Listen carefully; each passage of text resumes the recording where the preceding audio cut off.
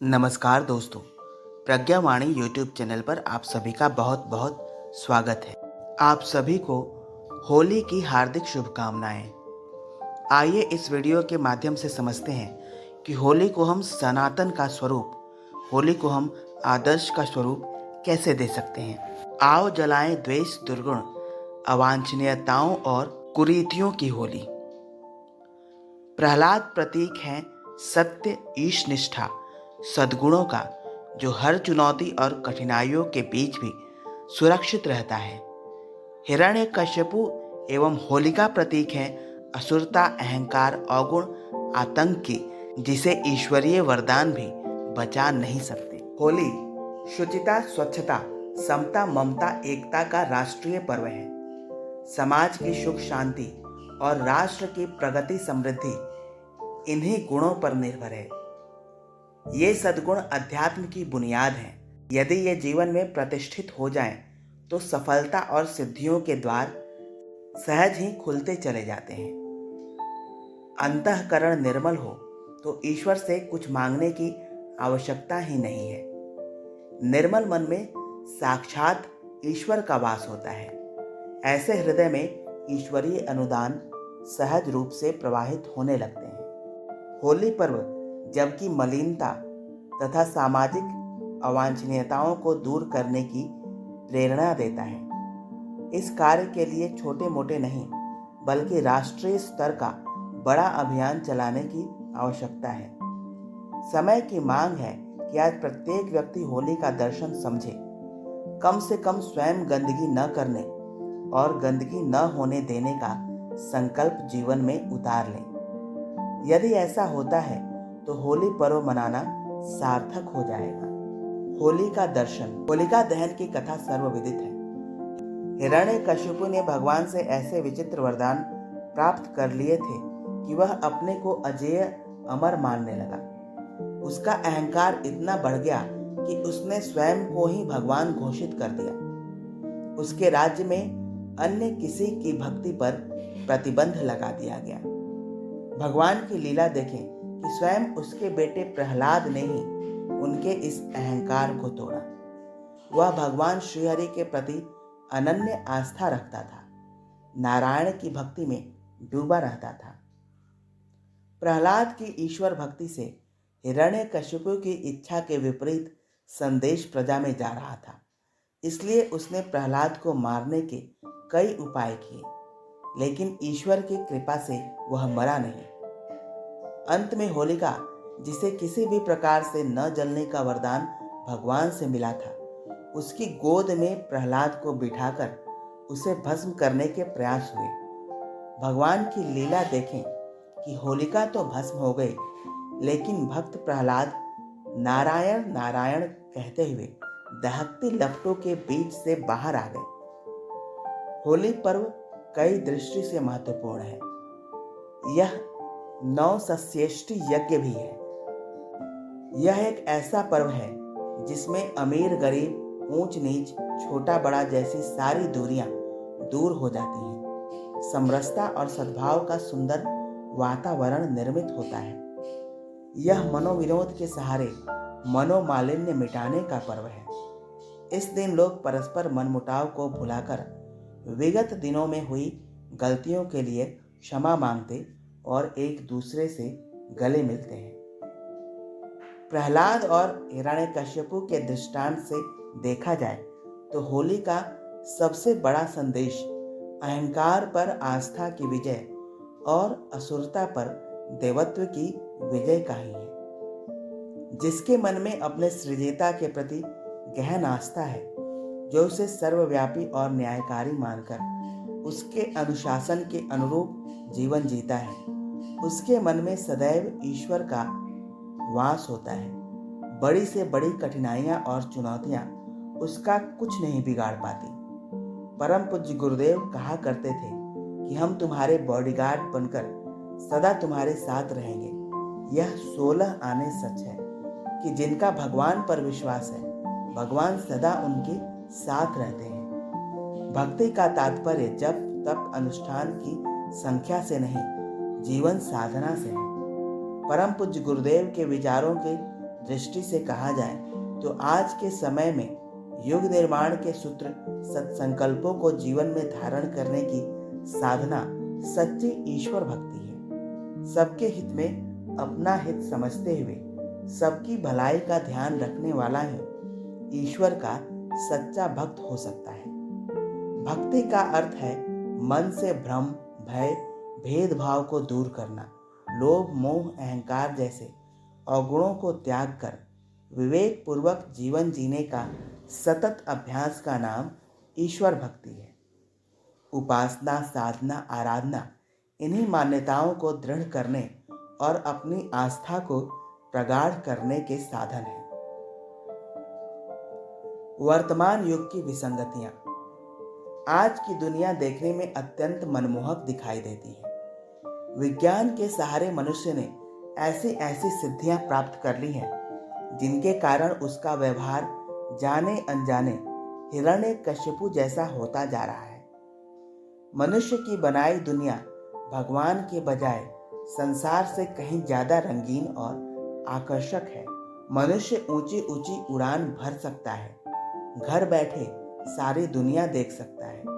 7 समंदर की दूरियां अब पड़ोस जैसी नजर आती हैं। आसमान के तारे तोड़कर लाना अब कभी की कल्पना नहीं रह गई है। मनुष्य चाहे तो पल भर में सारी धरती को धूल धूसरित कर सकता है। इन असाधारण सफलता तथा सिद्धियों ने जहां मनुष्य की सामर्थ्य बढ़ाई है, वहीं उसकी आस्थाओं को बुरी तरह चोट पहुंचाई है। प्रश्न सम्राट और शासकों का नहीं है।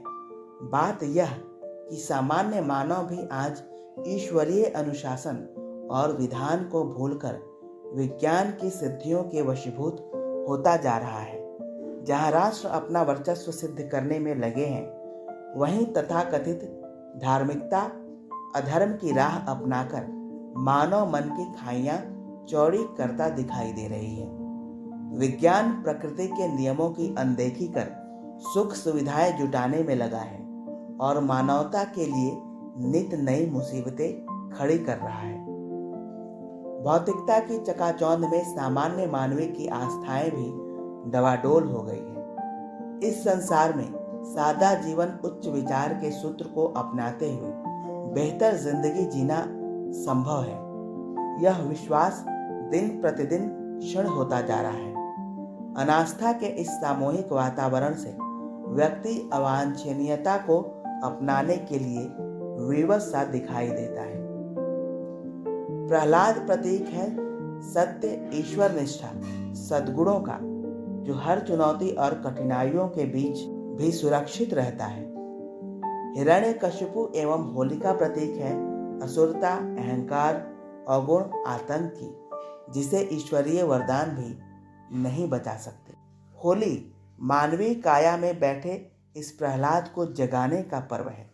यह अंतःकरण में ईश्वर के प्रति विश्वास को दृढ़ता प्रदान करता है।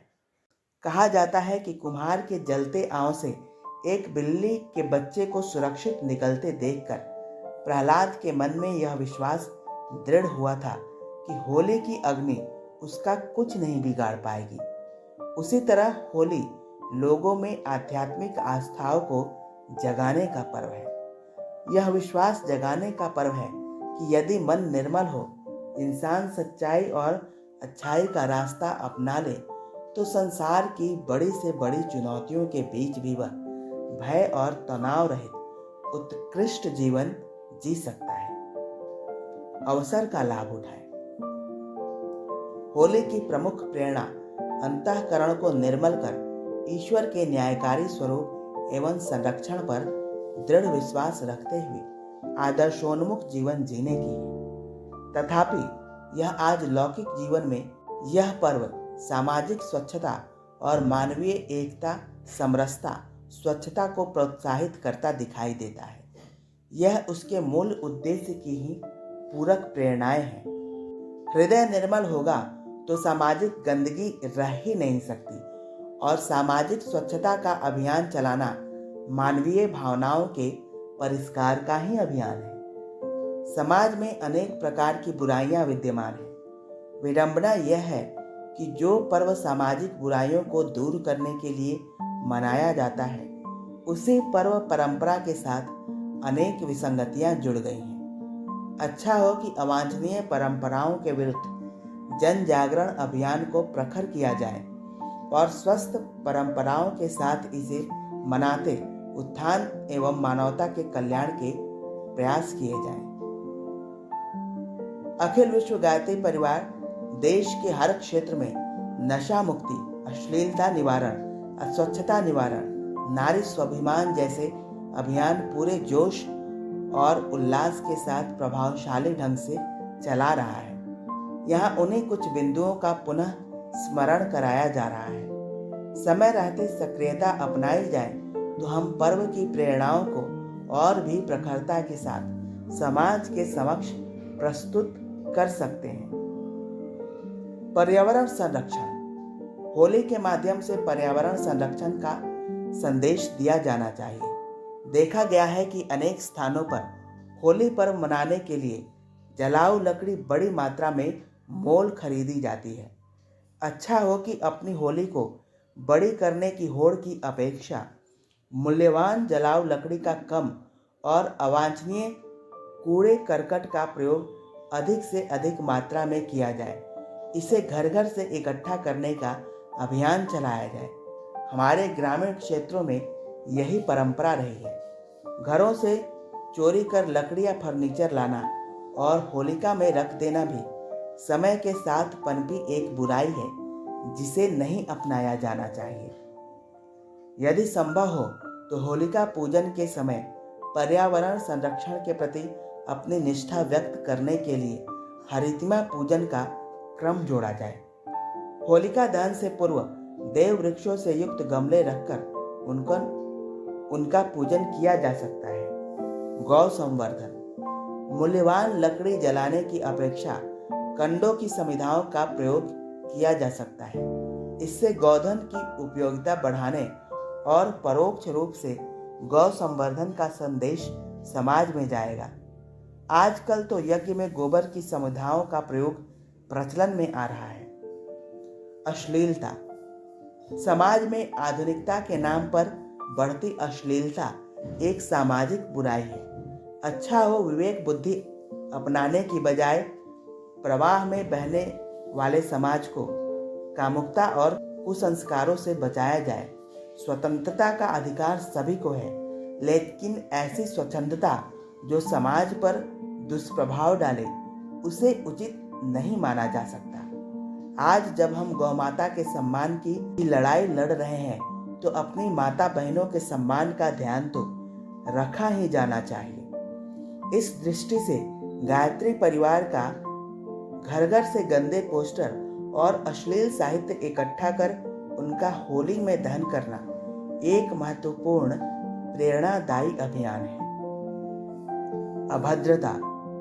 होली मनाने के समय भाभीओं के साथ भद्दे मजाक, फुहड़ गीत, गाली गलौज की जो परंपरा चल पड़ी है उसे रोका ही जाना चाहिए। नशा अपने आप में बहुत घातक है।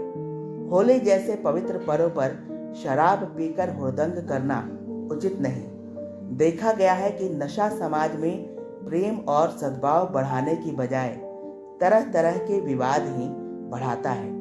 इससे बचा जाना चाहिए। अस्वच्छता। होली अबीर, गुलाल, चंदन, रोली, प्राकृतिक रंग जैसे परस्पर प्रेम भाव बढ़ाने वाले रंगों के साथ खेली जानी चाहिए। इसकी जगह पक्के रंग, ऑयल पेंट, चमड़ी जला देने वाले रासायनिक पदार्थ, कीचड़ जैसी गंदगी का प्रयोग करना होली की मूल भावना के सर्वदा विपरीत है। यह प्रेम नहीं, परस्पर वैमनस्य बढ़ाने वाला है। इस कुत्सित परंपरा के विरुद्ध जन जागरण अभियान चलाने की आवश्यकता है। विविध जन जागरण अभियान। गायत्री परिवार होली के पावन अवसर पर हर क्षेत्र में जन जागरण अभियान चलाता ही है। अपने समाज सुधार पर नैतिक दायित्वों को निभाते हुए इसे अधिक प्रेरणादायी बनाने के प्रयास हमें करने होंगे। कुछ दिन पूर्व से ही प्रभात फेरियां एवं जन जागरण यात्राओं का क्रम आरंभ किया जा सकता है।